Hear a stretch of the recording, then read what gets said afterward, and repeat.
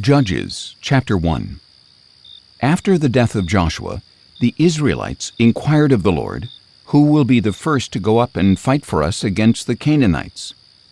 "Judah shall go up," answered the Lord. "Indeed, I have delivered the land into their hands." Then the men of Judah said to their brothers, the Simeonites, "Come up with us to our allotted territory, and let us fight against the Canaanites, and we likewise will go with you to your territory." So the Simeonites went with them.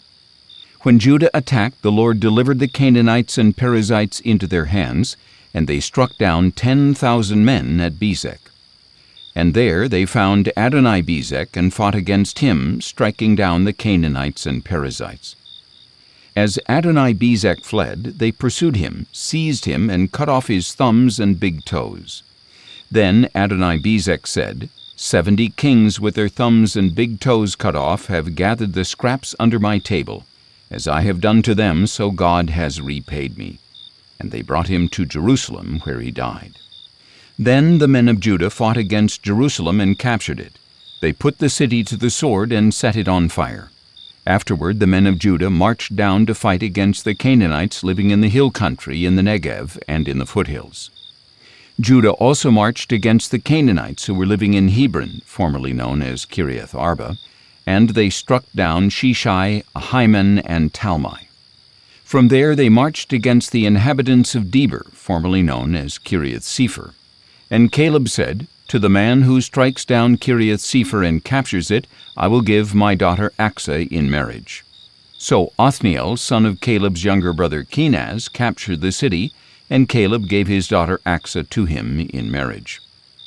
One day Achsah came to Othniel and urged him to ask her father for a field.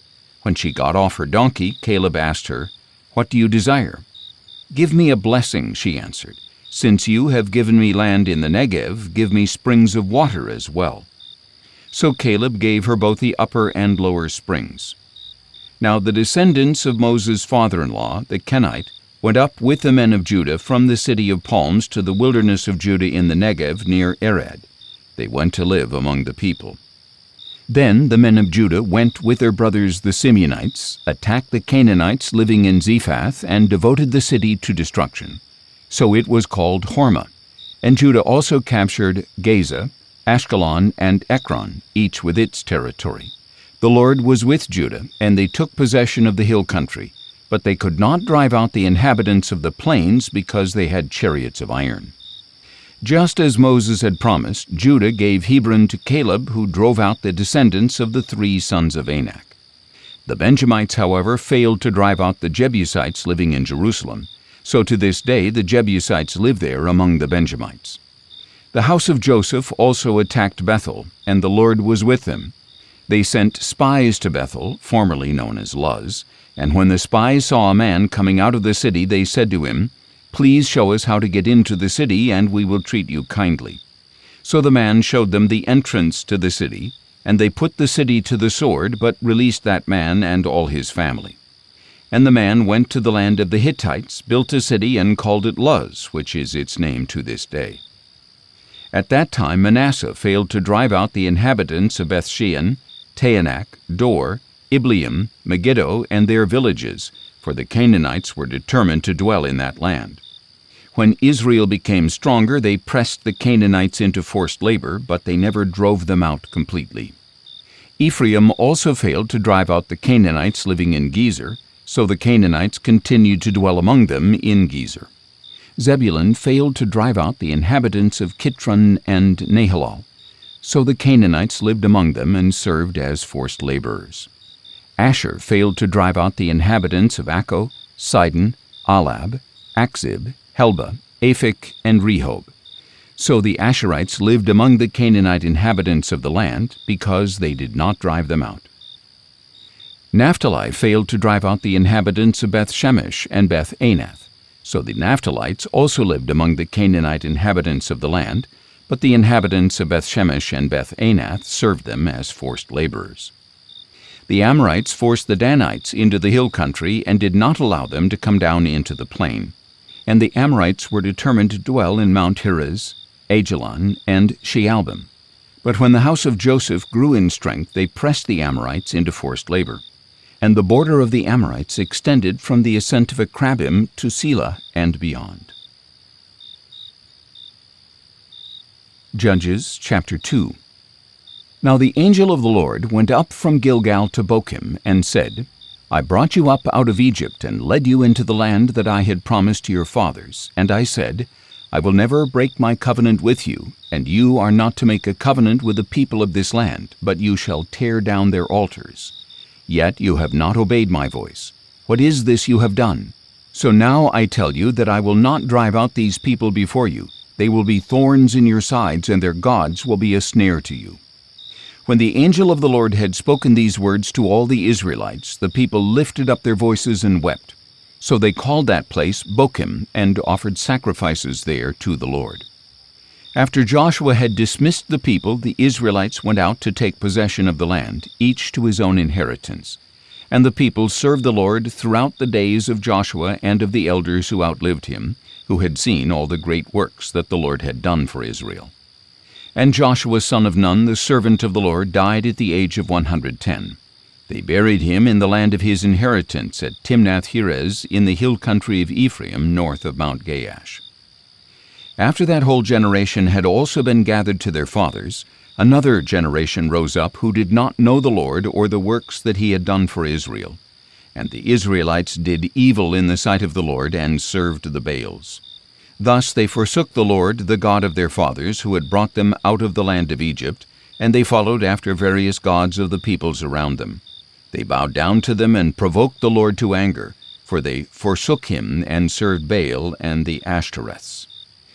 Then the anger of the Lord burned against Israel, and he delivered them into the hands of those who plundered them. He sold them into the hands of their enemies all around, whom they were no longer able to resist. Wherever Israel marched out, the hand of the Lord was against them to bring calamity, just as he had sworn to them. So they were greatly distressed. Then the Lord raised up judges who saved them from the hands of those who plundered them. Israel, however, did not listen to their judges. Instead, they prostituted themselves with other gods and bowed down to them. They quickly turned from the way of their fathers, who had walked in obedience to the Lord's commandments. They did not do as their fathers had done. Whenever the Lord raised up a judge for the Israelites, he was with that judge and saved them from the hands of their enemies while the judge was still alive. For the Lord was moved to pity by their groaning under those who oppressed them and afflicted them. But when the judge died, the Israelites became even more corrupt than their fathers, going after other gods to serve them and bow down to them. They would not give up their evil practices and stubborn ways. So the anger of the Lord burned against Israel, and he said, Because this nation has transgressed the covenant I laid down for their fathers, and has not heeded my voice, I will no longer drive out before them any of the nations Joshua left when he died. In this way I will test whether Israel will keep the way of the Lord by walking in it as their fathers did. That is why the Lord had left those nations in place and had not driven them out immediately by delivering them into the hand of Joshua. Judges chapter 3. These are the nations that the Lord left to test all the Israelites who had not known any of the wars in Canaan, if only to teach warfare to the subsequent generations of Israel, especially to those who had not known it formerly. The 5 rulers of the Philistines, all the Canaanites, the Sidonians, and the Hivites who lived in the mountains of Lebanon from Mount Baal-Hermon to Lebo-Hamath.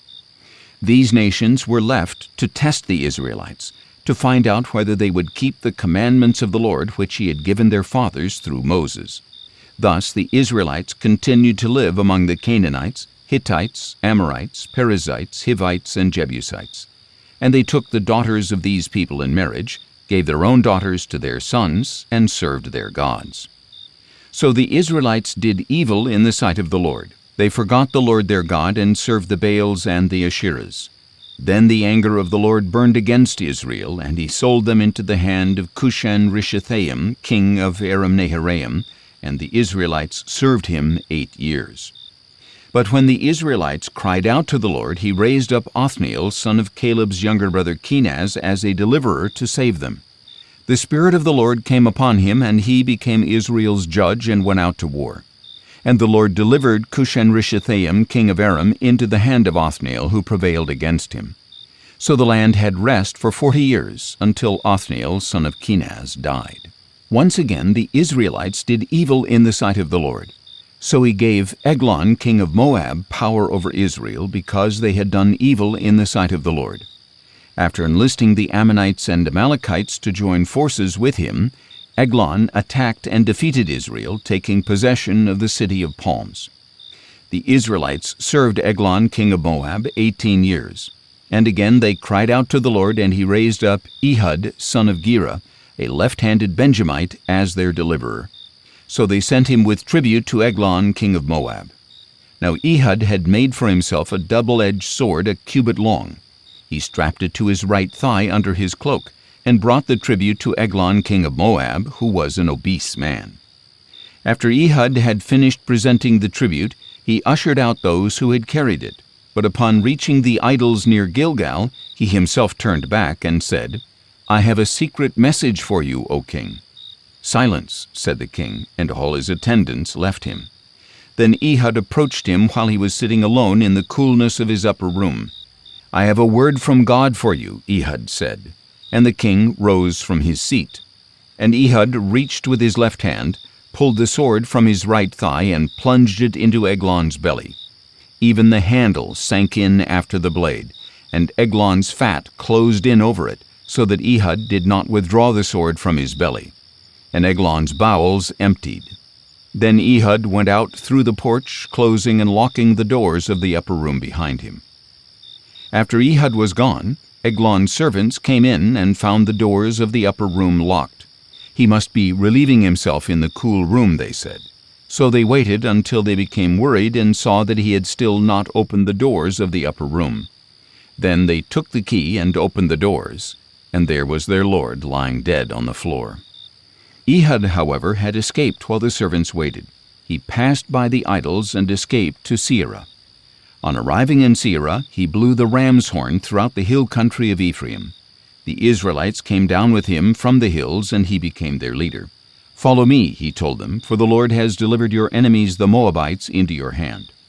So they followed him down and seized the fords of the Jordan leading to Moab, and did not allow anyone to cross over.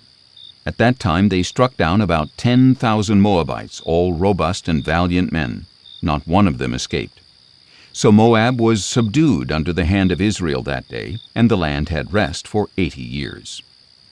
After Ehud came Shamgar, son of Anath, and he too saved Israel, striking down 600 Philistines with an ox goad. Judges chapter 4.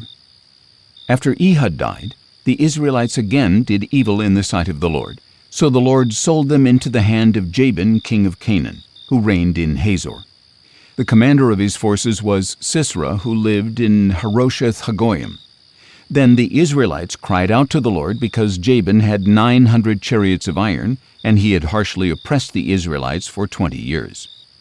Now Deborah, a prophetess, the wife of Lapidoth, was judging Israel at that time, and she would sit under the palm of Deborah between Ramah and Bethel in the hill country of Ephraim, where the Israelites would go up to her for judgment. She summoned Barak, son of Abinoam, from Kedesh in Naphtali, and said to him, "Surely the Lord, the God of Israel, is commanding you, go and march to Mount Tabor, taking with you 10,000 men of Naphtali and Zebulun. And I will draw out Sisera, the commander of Jabin's army, his chariots and his troops to the river Kishon, and I will deliver them into your hand." Barak said to her, "If you will go with me, I will go, but if you will not go with me, I will not go." "I will certainly go with you," Deborah replied, "but the road you are taking will bring you no honor, because the Lord will be selling Sisera into the hand of a woman." So Deborah got up and went with Barak to Kedesh, where he summoned Zebulun and Naphtali. 10,000 men followed him, and Deborah also went with him. Now Heber the Kenite had moved away from the Kenites, the descendants of Hobab, the father-in-law of Moses, and had pitched his tent by the great tree of Zaanaim, which was near Kedesh. When Sisera was told that Barak, son of Abinoam, had gone up Mount Tabor, he summoned all 900 of his iron chariots and all the men with him from Harosheth-Hagoyim to the river Kishon. Then Deborah said to Barak, Arise, for this is the day that the Lord has delivered Sisera into your hand. Has not the Lord gone before you?" So Barak came down from Mount Tabor with 10,000 men following him. And in front of him the Lord routed with the sword Sisera, all his charioteers and all his army. Sisera abandoned his chariot and fled on foot. Then Barak pursued the chariots and army as far as Harosheth Hagoyim, and the whole army of Sisera fell by the sword. Not a single man was left. Meanwhile Sisera had fled on foot to the tent of Jael, the wife of Heber the Kenite, because there was peace between Jabin king of Hazor and the house of Heber the Kenite. Jael went out to greet Sisera and said to him, "Come in, my lord, come in with me, do not be afraid." So he entered her tent, and she covered him with a blanket. Sisera said to her, "Please give me a little water to drink, for I am thirsty." So she opened a container of milk, gave him a drink, and covered him again. "Stand at the entrance to the tent," he said, "and if anyone comes and asks you, 'Is there a man here?' say, 'No.'" But as he lay sleeping from exhaustion, Heber's wife Jael took a tent peg, grabbed a hammer, and went silently to Sisera. She drove the peg through his temple and into the ground, and he died. When Barak arrived in pursuit of Sisera, Jael went out to greet him and said to him, "Come, and I will show you the man you are seeking." So he went in with her, and there lay Sisera dead with a tent peg through his temple. On that day God subdued Jabin king of Canaan before the Israelites, and the hand of the Israelites grew stronger and stronger against Jabin king of Canaan until they destroyed him. Judges chapter 5. On that day Deborah and Barak, son of Abinoam, sang this song: "When the princes take the lead in Israel, when the people volunteer, bless the Lord. Listen, O kings, give ear, O princes, I will sing to the Lord. I will sing praise to the Lord, the God of Israel. O Lord, when you went out from Seir, when you marched from the land of Edom, the earth trembled, the heavens poured out rain, and the clouds poured down water. The mountains quaked before the Lord, the One of Sinai before the Lord, the God of Israel. In the days of Shamgar, son of Anath, in the days of Jael, the highways were deserted, and the travelers took the byways. Life in the villages ceased. It ended in Israel, until I, Deborah, arose, a mother in Israel. When they chose new gods, then war came to their gates. Not a shield or spear was found among 40,000 in Israel. My heart is with the princes of Israel, with the volunteers among the people. Bless the Lord. You who ride white donkeys, who sit on saddle blankets, and you who travel the road, ponder the voices of the singers at the watering places. There they shall recount the righteous acts of the Lord, the righteous deeds of his villagers in Israel. Then the people of the Lord went down to the gates. Awake, awake, O Deborah! Awake, awake, sing a song. Arise, O Barak, and take hold of your captives, O son of Abinoam. Then the survivors came down to the nobles. The people of the Lord came down to me against the mighty. Some came from Ephraim with their roots in Amalek. Benjamin came with your people after you. The commanders came down from Machir, the bearers of the marshal's staff from Zebulun. The princes of Issachar were with Deborah, and Issachar was with Barak, rushing into the valley at his heels. In the clans of Reuben there was great indecision. Why did you sit among the sheepfolds to hear the whistling for the flocks? In the clans of Reuben there was great indecision.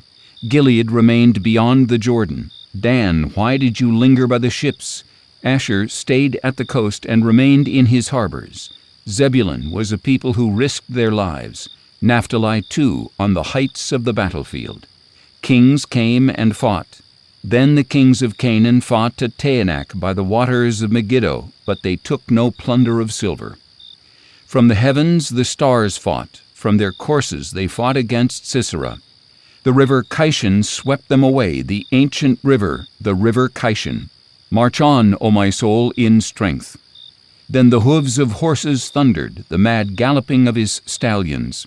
Curse Meroz, says the angel of the Lord. Bitterly curse her inhabitants, for they did not come to help the Lord against the mighty. Most blessed among women is Jael, the wife of Heber the Kenite, most blessed of tent-dwelling women. He asked for water, and she gave him milk. In a magnificent bowl she brought him curds. She reached for the tent peg, her right hand for the workman's hammer. She struck Sisera and crushed his skull. She shattered and pierced his temple. At her feet he collapsed. He fell. There he lay still. At her feet he collapsed. He fell. Where he collapsed, there he fell dead. Sisera's mother looked through the window. She peered through the lattice and lamented, "Why is his chariot so long in coming? What has delayed the clatter of his chariots?" Her wisest ladies answer, "Indeed, she keeps telling herself, are they not finding and dividing the spoil, a girl or two for each warrior, a plunder of dyed garments for Sisera, the spoil of embroidered garments for the neck of the looter? So may all your enemies perish, O Lord, but may those who love you shine like the sun at its brightest." And the land had rest for 40 years. Judges chapter 6. Again the Israelites did evil in the sight of the Lord, so he delivered them into the hand of Midian for 7 years, and the hand of Midian prevailed against Israel. Because of the Midianites, the Israelites prepared shelters for themselves in the mountains, caves, and strongholds. Whenever the Israelites would plant their crops, the Midianites, Amalekites, and other people of the east would come up and invade them, encamping against them as far as Gaza and destroying the produce of the land. They left Israel with no sustenance, neither sheep nor oxen nor donkeys. For the Midianites came with their livestock and their tents like a great swarm of locusts. They and their camels were innumerable, and they entered the land to ravage it. Israel was greatly impoverished by Midian, and the Israelites cried out to the Lord. Now when the Israelites cried out to the Lord because of Midian, he sent them a prophet who told them, "This is what the Lord, the God of Israel, says. I brought you up out of Egypt, out of the house of slavery. I delivered you out of the hands of Egypt and all your oppressors. I drove them out before you and gave you their land. And I said to you, I am the Lord your God. You must not fear the gods of the Amorites in whose land you dwell. But you did not obey me." Then the angel of the Lord came and sat down under the oak in Ophrah that belonged to Joash the Abiezrite, where his son Gideon was threshing wheat in a winepress to hide it from the Midianites. And the angel of the Lord appeared to Gideon and said, "The Lord is with you, O mighty man of valor." "Please, my lord," Gideon replied, "if the Lord is with us, why has all this happened to us? And where are all his wonders of which our fathers told us, saying, Has not the Lord brought us up out of Egypt? But now the Lord has forsaken us and delivered us into the hand of Midian." The Lord turned to him and said, "Go in the strength you have and save Israel from the hand of Midian. Am I not sending you?" "Please, my lord," Gideon replied, "how can I save Israel? Indeed, my clan is the weakest in Manasseh, and I am the youngest in my father's house." "Surely I will be with you," the Lord replied, "and you will strike down all the Midianites as one man." Gideon answered, "If I have found favor in your sight, give me a sign that it is you speaking with me. Please do not depart from this place until I return to you. Let me bring my offering and set it before you." And the Lord said, "I will stay until you return." So Gideon went in and prepared a young goat and unleavened bread and an ephah of flour. He placed the meat in a basket and the broth in a pot and brought them out to present to him under the oak. And the angel of God said to him, "Take the meat and the unleavened bread, lay them on this rock, and pour out the broth." And Gideon did so. Then the angel of the Lord extended the tip of the staff that was in his hand and touched the meat and the unleavened bread. And fire flared from the rock and consumed the meat and the unleavened bread. Then the angel of the Lord vanished from his sight. When Gideon realized that it was the angel of the Lord, he said, "Oh no, Lord God, I have seen the angel of the Lord face to face." But the Lord said to him, "Peace be with you. Do not be afraid, for you will not die." So Gideon built an altar to the Lord there and called it, "The Lord is Peace." To this day it stands in Ophrah of the Abiezrites. On that very night the Lord said to Gideon, "Take your father's young bull and a second bull 7 years old, tear down your father's altar to Baal and cut down the Asherah pole beside it. Then build a proper altar to the Lord your God on the top of this stronghold. And with the wood of the Asherah pole you cut down, Take the second bull and offer it as a burnt offering." So Gideon took 10 of his servants and did as the Lord had told him. But because he was too afraid of his father's household and the men of the city, he did it by night rather than in the daytime. When the men of the city got up in the morning, there was Baal's altar torn down, with the Asherah pole cut down beside it, and the second bull offered up on the newly built altar. "Who did this?" they said to one another. And after they had investigated thoroughly, they were told, "Gideon, son of Joash, did it." Then the men of the city said to Joash, "Bring out your son. He must die, because he has torn down Baal's altar and cut down the Asherah pole beside it." But Joash said to all who stood against him, "Are you contending for Baal? Are you trying to save him? Whoever pleads his case will be put to death by morning.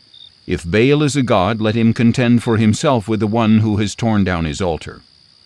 So on that day Gideon was called Jerubbaal, that is to say, "Let Baal contend with him," because he had torn down Baal's altar. Then all the Midianites, Amalekites, and other people of the east gathered together, crossed over the Jordan, and camped in the valley of Jezreel. So the Spirit of the Lord came upon Gideon, who blew the ram's horn and rallied the Abiezrites behind him. Calling them to arms, Gideon sent messengers throughout Manasseh as well as Asher, Zebulun, and Naphtali, so that they came up to meet him. Then Gideon said to God, "If you are going to save Israel by my hand, as you have said, then behold, I will place a fleece of wool on the threshing floor. If there is dew only on the fleece and all the ground is dry, then I will know that you are going to save Israel by my hand, as you have said." And that is what happened.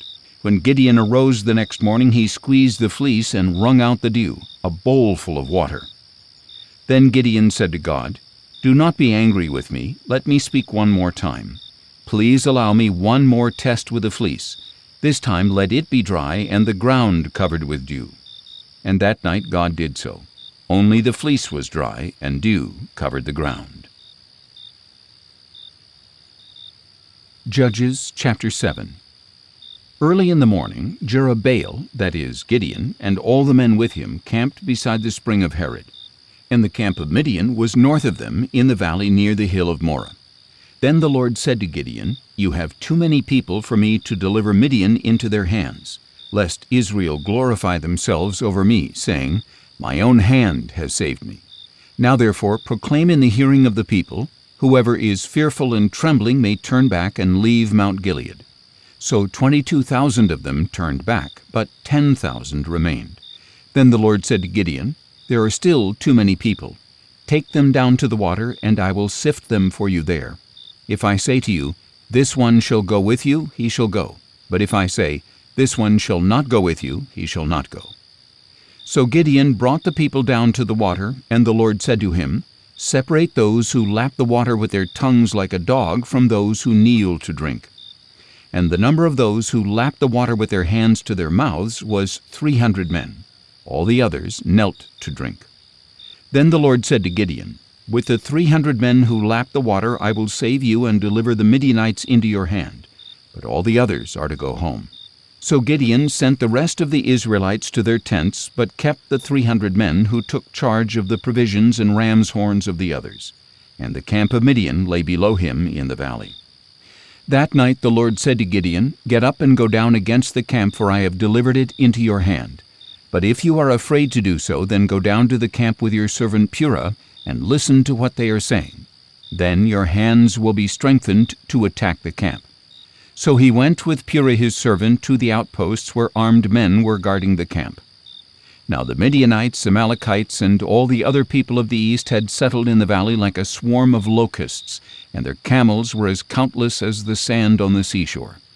And as Gideon arrived, a man was telling his friend about a dream. "Behold, I had a dream," he said, "and I saw a loaf of barley bread come tumbling into the Midianite camp. It struck the tent so hard that the tent overturned and collapsed." His friend replied, "This is nothing less than the sword of Gideon, son of Joash the Israelite. God has delivered Midian and the whole camp into his hand." When Gideon heard the dream and its interpretation, he bowed in worship. He returned to the camp of Israel and said, "Get up, for the Lord has delivered the camp of Midian into your hand." And he divided the 300 men into 3 companies, and gave each man a ram's horn in one hand, and a large jar in the other, containing a torch. "Watch me, and do as I do," Gideon said. "When I come to the outskirts of the camp, do exactly as I do. When I and all who are with me blow our horns, then you are also to blow your horns from all around the camp, and shout, 'For the Lord and for Gideon.'" Gideon and the 100 men with him reached the outskirts of the camp at the beginning of the middle watch, just after the changing of the guard. They blew their horns and broke the jars that were in their hands. The 3 companies blew their horns and shattered their jars. Holding the torches in their left hands and the horns in their right hands, they shouted, "A sword for the Lord and for Gideon." Each Israelite took his position around the camp, and the entire Midianite army fled, crying out as they ran. And when the 300 rams' horns sounded, the Lord set all the men in the camp against one another with their swords. The army fled to Bethshittah toward Zererah, as far as the border of Abel-Meholah near Tabbath. Then the men of Israel were called out from Naphtali, Asher, and all Manasseh, and they pursued the Midianites. Gideon sent messengers throughout the hill country of Ephraim to say, "Come down against the Midianites and seize the waters of the Jordan ahead of them as far as Beth-Berah." So all the men of Ephraim were called out, and they captured the waters of the Jordan as far as Beth-Berah. They also captured Oreb and Zeeb, the 2 princes of Midian, and they killed Oreb at the rock of Oreb, and Zeeb at the winepress of Zeeb. So they pursued the Midianites, and brought the heads of Oreb and Zeeb to Gideon on the other side of the Jordan. Judges chapter 8.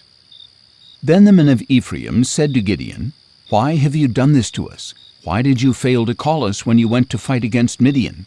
And they contended with him violently. But Gideon answered them, "Now what have I accomplished compared to you? Are not the gleanings of Ephraim better than the grape harvest of Abiezer? God has delivered Oreb and Zeeb, the 2 princes of Midian, into your hand. What was I able to do compared to you?" When he had said this, their anger against him subsided. Then Gideon and his 300 men came to the Jordan and crossed it, exhausted yet still in pursuit. So Gideon said to the men of Succoth, "Please give my troops some bread, for they are exhausted, and I am still pursuing Zebah and Zalmunna, the kings of Midian." But the leaders of Succoth asked, "Are the hands of Zebah and Zalmunna already in your possession, that we should give bread to your army?" "Very well," Gideon replied. "When the Lord has delivered Zebah and Zalmunna into my hand, I will tear your flesh with the thorns and briars of the wilderness." From there he went up to Penuel and asked the same from them, but the men of Penuel gave the same response as the men of Succoth. So Gideon told the men of Penuel, "When I return in triumph, I will tear down this tower." Now Zebah and Zalmunna were in Karkor with their army of about 15,000 men, all that were left of the armies of the people of the east. 120,000 swordsmen had already fallen. And Gideon went up by way of the caravan route east of Nobah and Jogbehah, and he attacked their army, taking them by surprise. When Zebah and Zalmunna fled, Gideon pursued and captured these 2 kings of Midian, routing their entire army.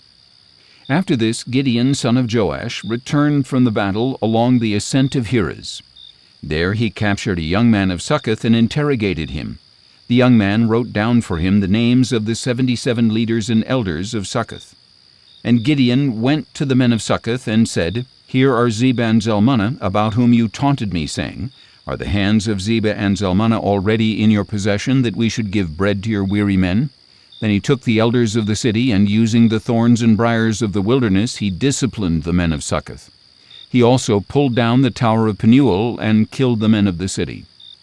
Next Gideon asked Zebah and Zalmunna, "What kind of men did you kill at Tabor?" "Men like you," they answered, each one resembling the son of a king. "They were my brothers," Gideon replied, "the sons of my mother. As surely as the Lord lives, if you had let them live, I would not kill you." So he said to Jether his firstborn, "Get up and kill them." But the young man did not draw his sword. He was fearful because he was still a youth. Then Zebah and Zalmunna said, "Get up and kill us yourself, for as the man is, so is his strength." So Gideon got up and killed Zebah and Zalmunna, and he took the crescent ornaments from the necks of their camels. Then the Israelites said to Gideon, "Rule over us, you and your son and grandson, for you have saved us from the hand of Midian." But Gideon replied, "I will not rule over you, nor will my son. The Lord shall rule over you." Then he added, "Let me make a request of you, that each of you give me an earring from his plunder." For the enemies had gold earrings because they were Ishmaelites. "We will give them gladly," they replied. So they spread out a garment, and each man threw an earring from his plunder onto it. The weight of the gold earrings he had requested was 1,700 shekels. In addition to the crescent ornaments, the pendants, the purple garments of the kings of Midian, and the chains from the necks of their camels. From all this Gideon made an ephod, which he placed in Ophrah, his hometown. But soon all Israel prostituted themselves by worshipping it there, and it became a snare to Gideon and his household. In this way Midian was subdued before the Israelites and did not raise its head again. So the land had rest for 40 years in the days of Gideon, and he, Jerubbaal, son of Joash, returned home and settled down. Gideon had 70 sons of his own, since he had many wives. His concubine who dwelt in Shechem also bore him a son, and he named him Abimelech. Later Gideon, son of Joash, died at a ripe old age and was buried in the tomb of his father Joash in Ophrah of the Abiezerites. And as soon as Gideon was dead, the Israelites turned and prostituted themselves with the Baals, and they set up Baal-berith as their god. The Israelites failed to remember the Lord their God, who had delivered them from the hands of all their enemies on every side. They did not show kindness to the house of Jerubbaal, that is Gideon, for all the good things he had done for Israel. Judges chapter 9. Now Abimelech, son of Jerubbaal, went to his mother's brothers at Shechem, and said to them and to all the clan of his mother, "Please ask all the leaders of Shechem, is it better for you that 70 men, all the sons of Jerubbaal, rule over you, or just one man? Remember that I am your own flesh and blood." And when his mother's brothers spoke all these words about him in the presence of all the leaders of Shechem, their hearts were inclined to follow Abimelech, for they said, "He is our brother." So they gave him 70 shekels of silver from the temple of Baal-berith, with which Abimelech hired some worthless and reckless men to follow him. He went to his father's house in Ophrah, and on one stone murdered his 70 brothers, the sons of Jerubbaal. But Jotham, the youngest son of Jerubbaal, survived, because he hid himself. Then all the leaders of Shechem and Beth-millo gathered beside the oak at the pillar in Shechem, and proceeded to make Abimelech their king. When this was reported to Jotham, he climbed to the top of Mount Gerizim, raised his voice, and cried out, "Listen to me, O leaders of Shechem, and may God listen to you." One day the trees set out to anoint a king for themselves. They said to the olive tree, "Reign over us." But the olive tree replied, "Should I stop giving my oil that honors both God and man to hold sway over the trees?" Then the trees said to the fig tree, "Come and reign over us." But the fig tree replied, "Should I stop giving my sweetness and my good fruit to hold sway over the trees?"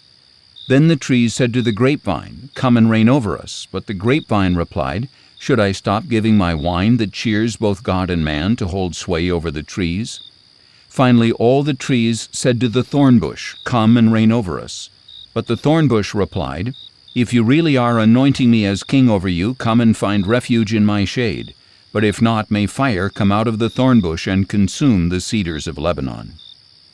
Now if you have acted faithfully and honestly in making Abimelech king, if you have done well by Jerubbaal and his family, and if you have done to him as he deserves, for my father fought for you and risked his life to deliver you from the hand of Midian, but you have risen up against my father's house this day and killed his 70 sons on a single stone, and you have made Abimelech, the son of his maidservant, king over the leaders of Shechem, because he is your brother, if you have acted faithfully and honestly toward Jerubbaal and his house this day, then may you rejoice in Abimelech and he in you.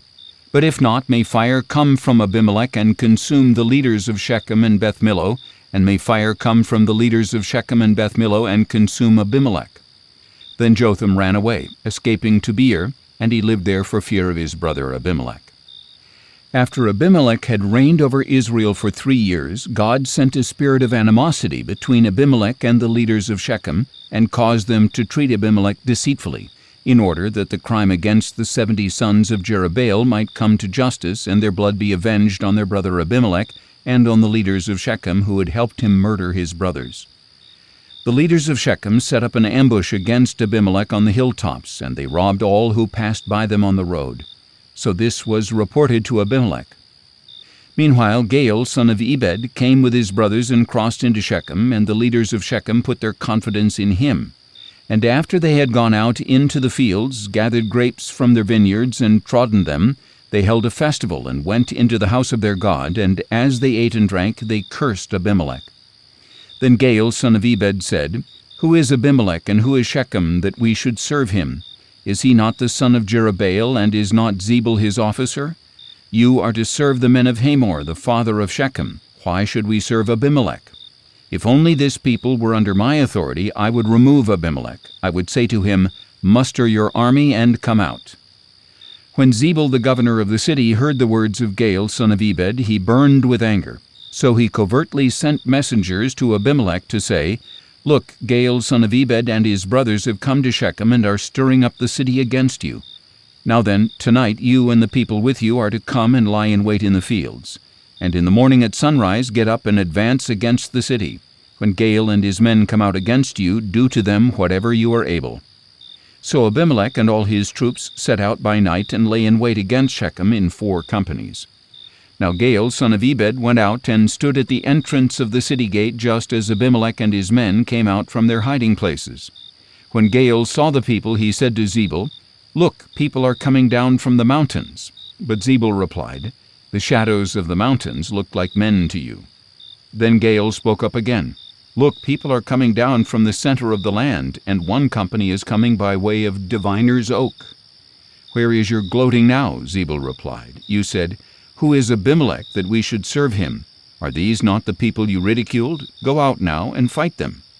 So Gaal went out before the leaders of Shechem and fought against Abimelech, but Abimelech pursued him, and Gaal fled before him. And many Shechemites fell wounded all the way to the entrance of the gate. Abimelech stayed in Arumah, and Zebul drove Gaal and his brothers out of Shechem. The next day the people of Shechem went out into the fields, and this was reported to Abimelech. So he took his men, divided them into 3 companies, and lay in wait in the fields. When he saw the people coming out of the city, he rose up against them and attacked them. Then Abimelech and the companies with him rushed forward and took their stand at the entrance of the city gate. The other 2 companies rushed against all who were in the fields and struck them down. And all that day Abimelech fought against the city until he had captured it and killed its people. Then he demolished the city and sowed it with salt. On hearing of this, all the leaders in the tower of Shechem entered the inner chamber of the temple of El-Berith. And when Abimelech was told that all the leaders in the tower of Shechem were gathered there, he and all his men went up to Mount Zalmon. Abimelech took his axe in his hand and cut a branch from the trees, which he lifted to his shoulder, saying to his men, Hurry and do what you have seen me do. So each man also cut his own branch and followed Abimelech.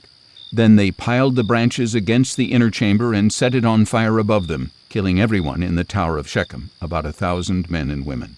Then Abimelech went to Thebez, encamped against it, and captured it. But there was a strong tower inside the city, and all the men, women, and leaders of the city fled there. They locked themselves in and went up to the roof of the tower.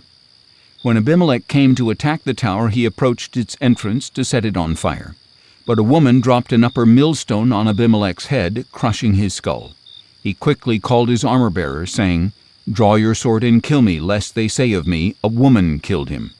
So Abimelech's armor-bearer ran his sword through him, and he died. And when the Israelites saw that Abimelech was dead, they all went home.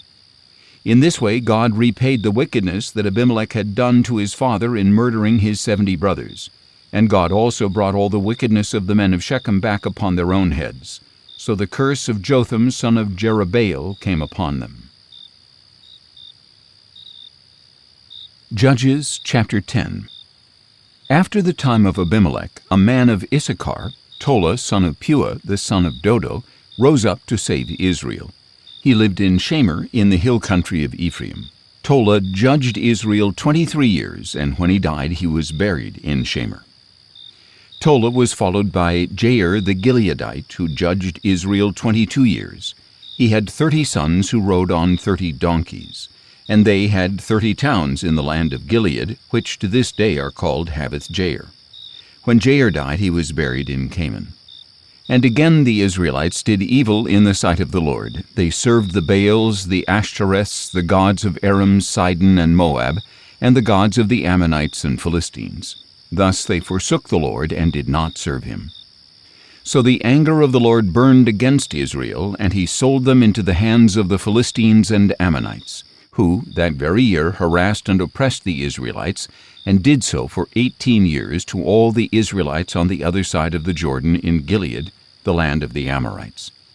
The Ammonites also crossed the Jordan to fight against Judah, Benjamin, and the house of Ephraim, and Israel was in deep distress. Then the Israelites cried out to the Lord, saying, "We have sinned against you, for we have indeed forsaken our God and served the Baals." The Lord replied, "When the Egyptians, Amorites, Ammonites, Philistines, Sidonians, Amalekites, and Maonites oppressed you and you cried out to me, did I not save you from their hands? But you have forsaken me and served other gods, so I will no longer save you. Go and cry out to the gods you have chosen. Let them save you in your time of trouble." "We have sinned," the Israelites said to the Lord. "Deal with us as you see fit, but please deliver us today." So they put away the foreign gods from among them and served the Lord, and he could no longer bear the misery of Israel. Then the Ammonites were called to arms and camped in Gilead, and the Israelites assembled and camped at Mizpah. And the rulers of Gilead said to one another, "Whoever will launch the attack against the Ammonites will be the head of all who live in Gilead." Judges chapter 11. Now Jephthah the Gileadite was a mighty man of valor. He was the son of a prostitute, and Gilead was his father.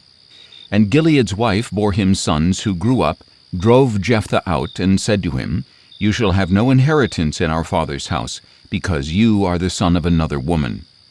So Jephthah fled from his brothers and settled in the land of Tob, where worthless men gathered around him and traveled with him. Some time later, when the Ammonites fought against Israel and made war with them, the elders of Gilead went to get Jephthah from the land of Tob. "Come," they said, "be our commander so that we can fight against the Ammonites." Jephthah replied to the elders of Gilead, "Did you not hate me and expel me from my father's house? Why then have you come to me now when you are in distress?" They answered Jephthah, "This is why we now turn to you, that you may go with us, fight the Ammonites, and become leader over all of us who live in Gilead." But Jephthah asked them, "If you take me back to fight the Ammonites, and the Lord gives them to me, will I really be your leader?" And the elders of Gilead said to Jephthah, "The Lord is our witness if we do not do as you say." So Jephthah went with the elders of Gilead, and the people made him their leader and commander. And Jephthah repeated all his terms in the presence of the Lord at Mizpah. Then Jephthah sent messengers to the king of the Ammonites, saying, "What do you have against me, that you have come to fight against my land?" The king of the Ammonites answered Jephthah's messengers, "When Israel came up out of Egypt, they seized my land from the Arnon to the Jabbok, and all the way to the Jordan. Now therefore restore it peaceably." Jephthah again sent messengers to the king of the Ammonites, to tell him, "This is what Jephthah says, Israel did not take away the land of Moab or of the Ammonites. But when Israel came up out of Egypt, they traveled through the wilderness to the Red Sea and came to Kadesh. Then Israel sent messengers to the king of Edom, saying, 'Please let us pass through your land.' But the king of Edom would not listen. They also sent messengers to the king of Moab, but he would not consent. So Israel stayed in Kadesh. Then Israel traveled through the wilderness and bypassed the lands of Edom and Moab. They came to the east side of the land of Moab and camped on the other side of the Arnon. But they did not enter the territory of Moab, since the Arnon was its border. And Israel sent messengers to Sihon, king of the Amorites, who ruled in Heshbon, and said to him, 'Please let us pass through your land into our own place.' But Sihon would not trust Israel to pass through his territory. So he gathered all his people, encamped in Jahaz, and fought with Israel. Then the Lord, the God of Israel, delivered Sihon and all his people into the hand of Israel, who defeated them. So Israel took possession of all the land of the Amorites who inhabited that country, seizing all the land from the Arnon to the Jabbok and from the wilderness to the Jordan. Now since the Lord, the God of Israel, has driven out the Amorites from before his people Israel, should you now possess it? Do you not possess whatever your god Chemosh grants you? So also we possess whatever the Lord our God has granted us. Are you now so much better than Balak son of Zippor, king of Moab? Did he ever contend with Israel or fight against them? For 300 years Israel has lived in Heshbon, Aroer, and their villages, as well as all the cities along the banks of the Arnon. Why did you not take them back during that time? I have not sinned against you, but you have done me wrong by waging war against me. May the Lord, the judge, decide today between the Israelites and the Ammonites. But the king of the Ammonites paid no heed to the message Jephthah sent him.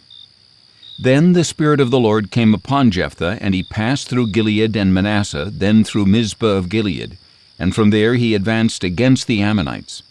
Jephthah made this vow to the Lord: If indeed you will deliver the Ammonites into my hand, then whatever comes out of the door of my house to greet me on my triumphant return from the Ammonites will belong to the Lord, and I will offer it up as a burnt offering. So Jephthah crossed over to the Ammonites to fight against them, and the Lord delivered them into his hand. With a great blow he devastated 20 cities from Aroer to the vicinity of Minnith, as far as Abel-keramim.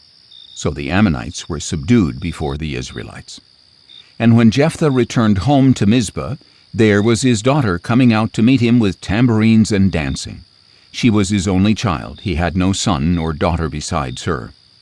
As soon as Jephthah saw her, he tore his clothes and said, No, not my daughter. You have brought me to my knees. You have brought great misery upon me, for I have given my word to the Lord and cannot take it back. My father, she replied, you have given your word to the Lord. Do to me as you have said, for the Lord has avenged you of your enemies, the Ammonites. She also said to her father, Let me do this one thing. Let me wander for 2 months through the mountains with my friends and mourn my virginity. Go, he said, and he sent her away for 2 months. So she left with her friends and mourned her virginity upon the mountains. After 2 months she returned to her father, and he did to her as he had vowed, and she had never had relations with a man. So it has become a custom in Israel that each year the young women of Israel go out for 4 days to lament the daughter of Jephthah the Gileadite. Judges chapter 12. Then the men of Ephraim assembled and crossed the Jordan to Zaphon. They said to Jephthah, Why have you crossed over to fight the Ammonites without calling us to go with you? We will burn your house down with you inside. But Jephthah replied, My people and I had a serious conflict with the Ammonites, and when I called, you did not save me out of their hands. When I saw that you would not save me, I risked my life and crossed over to the Ammonites, and the Lord delivered them into my hand. Why then have you come today to fight against me? Jephthah then gathered all the men of Gilead and fought against Ephraim. And the men of Gilead struck them down, because the Ephraimites had said, You Gileadites are fugitives in Ephraim, living in the territories of Ephraim and Manasseh. The Gileadites captured the fords of the Jordan leading to Ephraim, and whenever a fugitive from Ephraim would say, Let me cross over, the Gileadites would ask him, Are you an Ephraimite? If he answered no, they told him, Please say Shibboleth. If he said Sibboleth because he could not pronounce it correctly, they seized him and killed him at the fords of the Jordan. So at that time 42,000 Ephraimites were killed. Jephthah judged Israel 6 years, and when he died he was buried in one of the cities of Gilead. After Jephthah, Ibzan of Bethlehem judged Israel. He had 30 sons as well as 30 daughters whom he gave in marriage to men outside his clan, and for his sons he brought back 30 wives from elsewhere. Ibzan judged Israel 7 years. Then Ibzan died, and he was buried in Bethlehem. After Ibzan, Elon the Zebulunite judged Israel 10 years. Then Elon the Zebulunite died, and he was buried in Ajalon in the land of Zebulun. After Elon, Abdon son of Hillel from Pirathon judged Israel. He had 40 sons and 30 grandsons who rode on 70 donkeys, and he judged Israel 8 years. Then Abdon son of Hillel from Pirathon died, and he was buried at Pirathon in Ephraim, in the hill country of the Amalekites. Judges chapter 13. Again the Israelites did evil in the sight of the Lord, so he delivered them into the hand of the Philistines for 40 years. Now there was a man from Zorah named Manoah from the clan of the Danites, whose wife was barren and had no children. The angel of the Lord appeared to the woman and said to her, "It is true that you are barren and have no children, but you will conceive and give birth to a son. Now please be careful not to drink wine or strong drink, and not to eat anything unclean. For behold, you will conceive and give birth to a son, and no razor shall come over his head, because the boy will be a Nazirite to God from the womb, and he will begin the deliverance of Israel from the hand of the Philistines." So the woman went and told her husband, "A man of God came to me. His appearance was like the angel of God, exceedingly awesome. I did not ask him where he came from, and he did not tell me his name. But he said to me, 'Behold, you will conceive and give birth to a son. Now therefore do not drink wine or strong drink, and do not eat anything unclean, because the boy will be a Nazirite to God from the womb until the day of his death.' Then Manoah prayed to the Lord, 'Please, O Lord, let the man of God you sent us come to us again to teach us how to raise the boy who is to be born.' And God listened to the voice of Manoah, and the angel of God returned to the woman as she was sitting in the field, but her husband Manoah was not with her. The woman ran quickly to tell her husband, 'Behold, the man who came to me the other day has reappeared.' So Manoah got up and followed his wife. When he came to the man, he asked, 'Are you the man who spoke to my wife?' 'I am,' he said. Then Manoah asked, 'When your words come to pass, what will be the boy's rule of life and mission?' So the angel of the Lord answered Manoah, 'Your wife is to do everything I told her. She must not eat anything that comes from the vine, nor drink any wine or strong drink, nor eat anything unclean. She must do everything I have commanded her.' 'Please stay here,' Manoah said to the angel of the Lord, 'and we will prepare a young goat for you.' And the angel of the Lord replied, 'Even if I stay, I will not eat your food, but if you prepare a burnt offering, offer it to the Lord.' For Manoah did not know that it was the angel of the Lord. Then Manoah said to the angel of the Lord, 'What is your name, so that we may honor you when your word comes to pass?' 'Why do you ask my name?' said the angel of the Lord, 'since it is beyond comprehension.' Then Manoah took a young goat and a grain offering and offered them on a rock to the Lord. And as Manoah and his wife looked on, the Lord did a marvelous thing. When the flame went up from the altar to the sky, the angel of the Lord ascended in the flame. When Manoah and his wife saw this, they fell face down to the ground.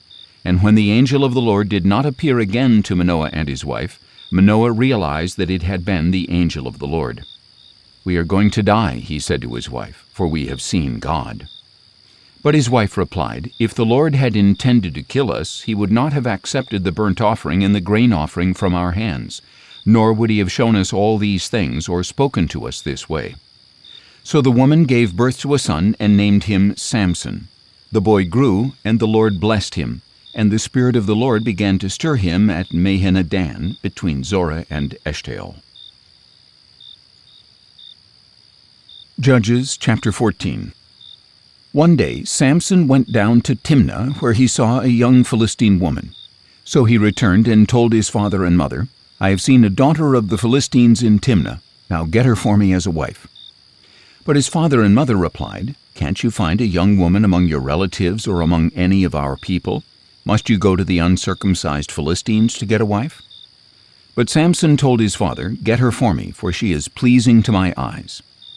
Now his father and mother did not know this was from the Lord, who was seeking an occasion to move against the Philistines, for at that time the Philistines were ruling over Israel. Then Samson went down to Timnah with his father and mother and came to the vineyards of Timnah.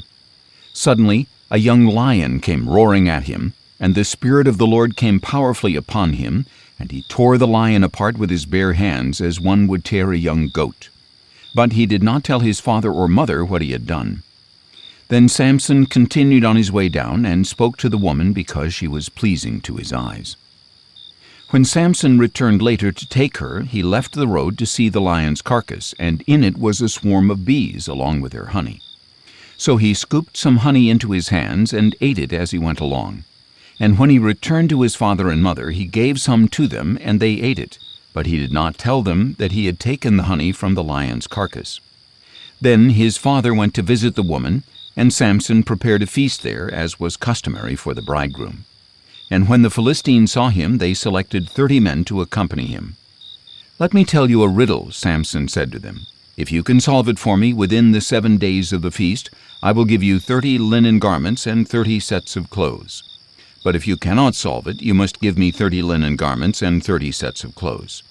"Tell us your riddle," they replied. "Let us hear it." So he said to them, "Out of the eater came something to eat, and out of the strong came something sweet." For 3 days they were unable to explain the riddle. So on the 4th day they said to Samson's wife, "Entice your husband to explain the riddle to us, or we will burn you and your father's household to death. Did you invite us here to rob us?" Then Samson's wife came to him weeping and said, "You hate me. You do not really love me. You have posed to my people a riddle, but have not explained it to me." "Look," he said, "I have not even explained it to my father or mother, so why should I explain it to you?" She wept the whole 7 days of the feast, and finally on the 7th day, because she had pressed him so much, he told her the answer, and in turn she explained the riddle to her people. Before sunset on the 7th day, the men of the city said to Samson, "What is sweeter than honey, and what is stronger than a lion?" So he said to them, "If you had not plowed with my heifer, you would not have solved my riddle." Then the Spirit of the Lord came mightily upon him, and he went down to Ashkelon, killed 30 of their men, took their apparel, and gave their clothes to those who had solved the riddle. And burning with anger, Samson returned to his father's house, and his wife was given to one of the men who had accompanied him. Judges chapter 15. Later on, at the time of the wheat harvest, Samson took a young goat and went to visit his wife. "I want to go to my wife in her room," he said, but her father would not let him enter. "I was sure that you thoroughly hated her," said her father, "so I gave her to one of the men who accompanied you. Is not her younger sister more beautiful than she? Please take her instead." Samson said to them, "This time I will be blameless in doing harm to the Philistines." Then Samson went out and caught 300 foxes, and he took torches, turned the fox's tail to tail, and fastened a torch between each pair of tails. Then he lit the torches and released the foxes into the standing grain of the Philistines, burning up the piles of grain and the standing grain, as well as the vineyards and olive groves. "Who did this?" the Philistines demanded. It was Samson, the son-in-law of the Timnite, they were told, for his wife was given to his companion. So the Philistines went up and burned her and her father to death. And Samson told them, "Because you have done this, I will not rest until I have taken vengeance upon you." And he struck them ruthlessly with a great slaughter, and then went down and stayed in the cave at the rock of Etam. Then the Philistines went up, camped in Judah, and deployed themselves near the town of Lehi. "Why have you attacked us?" said the men of Judah. The Philistines replied, "We have come to arrest Samson and pay him back for what he has done to us." In response, 3,000 men of Judah went to the cave at the rock of Etam, and they asked Samson, "Do you not realize that the Philistines rule over us? What have you done to us?" "I have done to them what they did to me," he replied. But they said to him, "We have come down to arrest you and hand you over to the Philistines." Samson replied, "Swear to me that you will not kill me yourselves." "No," they answered, "we will not kill you, but we will tie you up securely and hand you over to them." So they bound him with 2 new ropes and led him up from the rock. When Samson arrived in Lehi, the Philistines came out shouting against him, and the Spirit of the Lord came mightily upon him. The ropes on his arms became like burnt flax, and the bonds broke loose from his hands. He found the fresh jawbone of a donkey, reached out his hand and took it, and struck down 1,000 men. Then Samson said, "With the jawbone of a donkey I have piled them into heaps, with the jawbone of a donkey I have slain 1,000 men." And when Samson had finished speaking, he cast the jawbone from his hand, and he named that place Ramath-Lehi. And being very thirsty, Samson cried out to the Lord, "You have accomplished this great deliverance through your servant. Must I now die of thirst and fall into the hands of the uncircumcised?" So God opened up the hollow place in Lehi, and water came out of it. When Samson drank, his strength returned, and he was revived. That is why he named it En-Hakkore, and it remains in Lehi to this day. And Samson judged Israel for 20 years in the days of the Philistines. Judges chapter 16. One day Samson went to Gaza, where he saw a prostitute, and went in to spend the night with her. When the Gazites heard that Samson was there, they surrounded that place and lay in wait for him all night at the city gate. They were quiet throughout the night, saying, Let us wait until dawn, then we will kill him." But Samson lay there only until midnight, when he got up, took hold of the doors of the city gate and both gateposts, and pulled them out, bar and all. Then he put them on his shoulders and took them to the top of the mountain overlooking Hebron. Some time later, Samson fell in love with a woman in the valley of Sorek whose name was Delilah. The lords of the Philistines went to her and said, "Entice him and find out the source of his great strength and how we can overpower him to tie him up and subdue him. Then each of us will give you 1,100 shekels of silver." So Delilah said to Samson, "Please tell me the source of your great strength and how you can be tied up and subdued." Samson told her, "If they tie me up with 7 fresh bowstrings that have not been dried, I will become as weak as any other man." So the lords of the Philistines brought her 7 fresh bowstrings that had not been dried, and she tied him up with them. While the men were hidden in her room, she called out, "Samson, the Philistines are here." But he snapped the bowstrings like a strand of yarn seared by a flame, so the source of his strength remained unknown. Then Delilah said to Samson, "You have mocked me and lied to me. Now please tell me how you can be tied up." He replied, "If they tie me up with new ropes that have never been used, I will become as weak as any other man." So Delilah took new ropes, tied him up with them, and called out, "Samson, the Philistines are here." But while the men were hidden in her room, he snapped the ropes off his arms like they were threads. Then Delilah said to Samson, "You have mocked me and lied to me all along. Tell me how you can be tied up." He told her, "If you weave the 7 braids of my head into the web of a loom and tighten it with a pin, I will become as weak as any other man." So while he slept, Delilah took the 7 braids of his hair and wove them into the web. Then she tightened it with a pin and called to him, "Samson, the Philistines are here." But he awoke from his sleep and pulled out the pin with the loom and the web. "How can you say, 'I love you,'" she asked, "when your heart is not with me? This is the 3rd time you have mocked me and failed to reveal to me the source of your great strength." Finally, after she had pressed him daily with her words and pleaded until he was sick to death, Samson told her all that was in his heart. "My hair has never been cut because I have been a Nazirite to God from my mother's womb. If I am shaved, my strength will leave me and I will become as weak as any other man." When Delilah realized that he had revealed to her all that was in his heart, she sent this message to the lords of the Philistines, "Come up once more, for he has revealed to me all that is in his heart." Then the lords of the Philistines came to her, bringing the money in their hands. And having lulled him to sleep on her lap, she called a man to shave off the 7 braids of his head. In this way she began to subdue him, and his strength left him. Then she called out, "Samson, the Philistines are here." When Samson awoke from his sleep, he thought, "I will escape as I did before and shake myself free." But he did not know that the Lord had departed from him. Then the Philistines seized him, gouged out his eyes, and brought him down to Gaza, where he was bound with bronze shackles and forced to grind grain in the prison.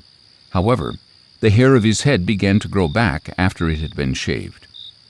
Now the lords of the Philistines gathered together to offer a great sacrifice to their god Dagon. They rejoiced and said, "Our God has delivered Samson our enemy into our hands." And when the people saw him, they praised their God, saying, "Our God has delivered into our hands our enemy who destroyed our land and multiplied our dead." And while their hearts were merry, they said, "Call for Samson to entertain us." So they called Samson out of the prison to entertain them, and they stationed him between the pillars. Samson said to the servant who held his hand, "Lead me where I can feel the pillars supporting the temple, so I can lean against them." Now the temple was full of men and women. All the lords of the Philistines were there, and about 3,000 men and women were on the roof watching Samson entertain them. Then Samson called out to the Lord, "O Lord God, please remember me. Strengthen me, O God, just once more, so that with one vengeful blow I may pay back the Philistines for my 2 eyes." And Samson reached out for the 2 central pillars supporting the temple. Bracing himself against them with his right hand on one pillar and his left hand on the other, Samson said, "Let me die with the Philistines." Then he pushed with all his might, and the temple fell on the lords and all the people in it. So in his death he killed more than he had killed in his life. Then Samson's brothers and his father's family came down, carried him back, and buried him between Zorah and Eshtaol in the tomb of his father Manoah, and he had judged Israel 20 years. Judges chapter 17. Now a man named Micah from the hill country of Ephraim said to his mother, "The 1,100 shekels of silver that were taken from you, and about which I heard you utter a curse, I have the silver here with me. I took it." Then his mother said, "Blessed be my son by the Lord." And when he had returned the 1,100 shekels of silver to his mother, she said, "I wholly dedicate the silver to the Lord for my son's benefit, to make a graven image and a molten idol. Therefore I will now return it to you." So he returned the silver to his mother, and she took 200 shekels of silver and gave them to a silversmith, who made them into a graven image and a molten idol. And they were placed in the house of Micah. Now this man Micah had a shrine, and he made an ephod and some household idols, and ordained one of his sons as his priest. In those days there was no king in Israel. Everyone did what was right in his own eyes. And there was a young Levite from Bethlehem in Judah who had been residing within the clan of Judah. This man left the city of Bethlehem in Judah to settle where he could find a place, and as he traveled he came to Micah's house in the hill country of Ephraim. "Where are you from?" Micah asked him. "I am a Levite from Bethlehem in Judah," he replied, "and I am on my way to settle wherever I can find a place." "Stay with me," Micah said to him, "and be my father and priest, and I will give you 10 shekels of silver per year, a suit of clothes, and your provisions." So the Levite went in and agreed to stay with him, and the young man became like a son to Micah. Micah ordained the Levite, and the young man became his priest and lived in his house. Then Micah said, "Now I know that the Lord will be good to me, because a Levite has become my priest." Judges chapter 18. In those days there was no king in Israel, and the tribe of the Danites was looking for territory to occupy. For up to that time they had not come into an inheritance among the tribes of Israel. So the Danites sent out 5 men from their clans, men of valor from Zorah and Eshtaol, to spy out the land and explore it. "Go and explore the land," they told them. The men entered the hill country of Ephraim and came to the house of Micah, where they spent the night. And while they were near Micah's house, they recognized the voice of the young Levite. So they went over and asked him, "Who brought you here? What are you doing in this place? Why are you here?" "Micah has done this and that for me," he replied, "and he has hired me to be his priest." Then they said to him, "Please inquire of God to determine whether we will have a successful journey." And the priest told them, "Go in peace, the Lord is watching over your journey." So the 5 men departed and came to Laish, where they saw that the people were living securely, like the Sidonians, tranquil and unsuspecting. There was nothing lacking in the land, and no oppressive ruler. And they were far away from the Sidonians and had no alliance with anyone. When the men returned to Zorah and Eshtaol, their brothers asked them, "What did you find?" They answered, "Come on, let us go up against them, for we have seen the land, and it is very good." "Why would you fail to act? Do not hesitate to go there and take possession of the land. When you enter, you will come to an unsuspecting people and a spacious land, for God has delivered it into your hand. It is a place where nothing on earth is lacking." So 600 Danites departed from Zorah and Eshtaol, armed with weapons of war. They went up and camped at Kiriath-Jearim in Judah. That is why the place west of Kiriath-Jearim is called Mahanadan to this day. And from there they traveled to the hill country of Ephraim and came to Micah's house. Then the 5 men who had gone to spy out the land of Laish said to their brothers, "Did you know that one of these houses has an ephod, household gods, a graven image, and a molten idol? Now think about what you should do." So they turned aside there and went to the home of the young Levite, the house of Micah, and greeted him. The 600 Danites stood at the entrance of the gate, armed with their weapons of war. And the 5 men who had gone to spy out the land went inside and took the graven image, the ephod, the household idols, and the molten idol, while the priest stood at the entrance of the gate with the 600 armed men. When they entered Micah's house and took the graven image, the ephod, the household idols, and the molten idol, the priest said to them, "What are you doing?" "Be quiet," they told him. "Put your hand over your mouth and come with us and be a father and a priest to us. Is it better for you to be a priest for the house of one person or a priest for a tribe and family in Israel?" So the priest was glad and took the ephod, the household idols, and the graven image and went with the people. Putting their small children, their livestock, and their possessions in front of them, they turned and departed. After they were some distance from Micah's house, the men in the houses near Micah's house mobilized and overtook the Danites. When they called out after them, the Danites turned to face them and said to Micah, "What is the matter with you that you have called out such a company?" He replied, "You took the gods I had made and my priest and went away. What else do I have? How can you say to me, 'What is the matter with you?'" The Danites said to him, "Do not raise your voice against us, or angry men will attack you, and you and your family will lose your lives." So the Danites went on their way, and Micah turned to go back home because he saw that they were too strong for him. After they had taken Micah's idols and his priests, they went to Laish, to a tranquil and unsuspecting people, and they struck them with their swords and burned down the city. There was no one to deliver them because the city was far from Sidon and had no alliance with anyone. It was in a valley near Beth Rehob, and the Danites rebuilt the city and lived there. They named it Dan, after their forefather Dan, who was born to Israel, though the city was formerly named Laish. The Danites set up idols for themselves, and Jonathan, son of Gershom, the son of Moses, and his sons were priests for the tribe of Dan until the day of the captivity of the land.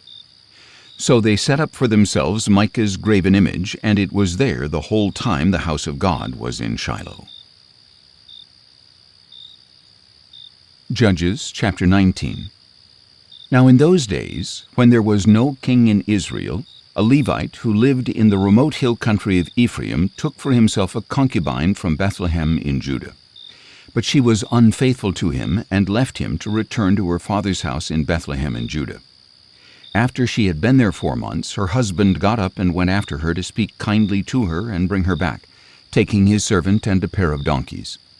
So the girl brought him into her father's house, and when her father saw him, he gladly welcomed him.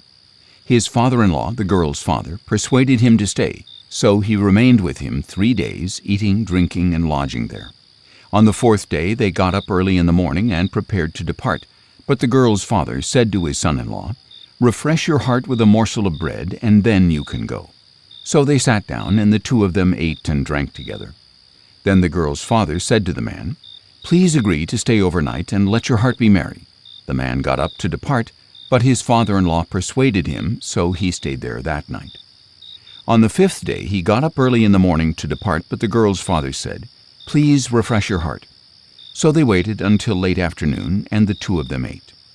When the man got up to depart with his concubine and his servant, his father-in-law, the girl's father, said to him, "Look, the day is drawing to a close. Please spend the night. See, the day is almost over. Spend the night here, that your heart may be merry. Then you can get up early tomorrow for your journey home." But the man was unwilling to spend the night. He got up and departed and arrived opposite Jebus, that is Jerusalem, with his 2 saddle donkeys and his concubine. When they were near Jebus and the day was almost gone, the servant said to his master, "Please let us stop at this Jebusite city and spend the night here." But his master replied, "We will not turn aside to the city of foreigners, where there are no Israelites. We will go on to Gibeah." He continued, "Come, let us try to reach one of these towns to spend the night in Gibeah or Ramah." So they continued on their journey, and the sun set as they neared Gibeah in Benjamin. They stopped to go in and lodge in Gibeah. The Levite went in and sat down in the city square, but no one would take them into his home for the night.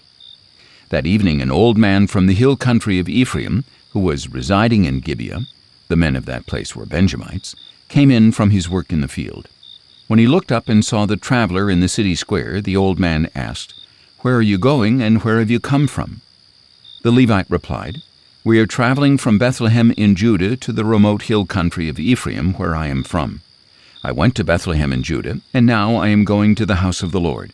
But no one has taken me into his home, even though there is both straw and feed for our donkeys, and bread and wine for me and the maidservant and young man with me. There is nothing that we, your servants, lack. "Peace to you," said the old man. "Let me supply everything you need. Only do not spend the night in the square." So he brought him to his house and fed his donkeys, and they washed their feet and ate and drank. While they were enjoying themselves, suddenly the wicked men of the city surrounded the house. Pounding on the door, they said to the old man who owned the house, "Bring out the man who came to your house so we can have relations with him." The owner of the house went out and said to them, "No, my brothers, do not do this wicked thing. After all, this man is a guest in my house. Do not commit this outrage. Look, let me bring out my virgin daughter and the man's concubine, and you can use them and do with them as you wish, but do not do such a vile thing to this man." But the men would not listen to him. So the Levite took his concubine and sent her outside to them, and they raped her and abused her throughout the night. And at dawn they let her go. Early that morning the woman went back to the house where her master was staying, collapsed at the doorway, and lay there until it was light. In the morning, when her master got up and opened the doors of the house to go out on his journey, there was his concubine, collapsed in the doorway of the house with her hands on the threshold. "Get up," he told her. "Let us go." But there was no response. So the man put her on his donkey and set out for home. When he reached his house, he picked up a knife, took hold of his concubine, cut her limb by limb into 12 pieces, and sent her throughout the territory of Israel. And everyone who saw it said, "Nothing like this has been seen or done from the day the Israelites came out of the land of Egypt until this day. Think it over, take counsel, and speak up." Judges chapter 20. Then all the Israelites from Dan to Beersheba and from the land of Gilead came out, and the congregation assembled as one man before the Lord at Mizpah. The leaders of all the people and all the tribes of Israel presented themselves in the assembly of God's people, 400,000 men on foot, armed with swords. Meanwhile the Benjamites heard that the Israelites had gone up to Mizpah. And the Israelites asked, "Tell us, how did this wicked thing happen?" So the Levite, the husband of the murdered woman, answered, "I and my concubine came to Gibeah in Benjamin to spend the night. And during the night the men of Gibeah rose up against me and surrounded the house. They intended to kill me, but they abused my concubine, and she died. Then I took my concubine, cut her into pieces, and sent her throughout the land of Israel's inheritance, because they had committed a lewd and disgraceful act in Israel. Behold, all you Israelites, give your advice and verdict here and now." Then all the people stood as one man and said, "Not one of us will return to his tent or to his house. Now this is what we will do to Gibeah. We will go against it as the lot dictates. We will take 10 men out of every 100 from all the tribes of Israel, and 100 out of every 1,000, and 1,000 out of every 10,000, to supply provisions for the army when they go to Gibeah in Benjamin to punish them for the atrocity they have committed in Israel." So all the men of Israel gathered as one man, united against the city. And the tribes of Israel sent men throughout the tribe of Benjamin, saying, "What is this wickedness that has occurred among you? Hand over the wicked men of Gibeah, so we can put them to death and purge Israel of this evil." But the Benjamites refused to heed the voice of their fellow Israelites. And from their cities they came together at Gibeah to go out and fight against the Israelites. On that day the Benjamites mobilized 26,000 swordsmen from their cities, in addition to the 700 select men of Gibeah. Among all these soldiers there were 700 select left-handers, each of whom could sling a stone at a hair without missing. The Israelites, apart from Benjamin, mobilized 400,000 swordsmen, each one an experienced warrior. The Israelites set out, went up to Bethel, and inquired of God, "Who of us shall go up first to fight against the Benjamites?" "Judah will be first," the Lord replied. The next morning the Israelites set out and camped near Gibeah, and the men of Israel went out to fight against Benjamin and took up their battle positions at Gibeah. And the Benjamites came out of Gibeah and cut down 22,000 Israelites on the battlefield that day. But the Israelite army took courage and again took their battle positions in the same place where they had arrayed themselves on the first day. They went up and wept before the Lord until evening, inquiring of him, "Should we again draw near for battle against our brothers the Benjamites?" And the Lord answered, "Go up against them." On the second day the Israelites advanced against the Benjamites. That same day the Benjamites came out against them from Gibeah and cut down another 18,000 Israelites, all of them armed with swords. Then the Israelites, all the people, went up to Bethel, where they sat weeping before the Lord. That day they fasted until evening and presented burnt offerings and peace offerings to the Lord. And the Israelites inquired of the Lord. In those days the ark of the covenant of God was there, and Phinehas, son of Eleazar, the son of Aaron, served before it.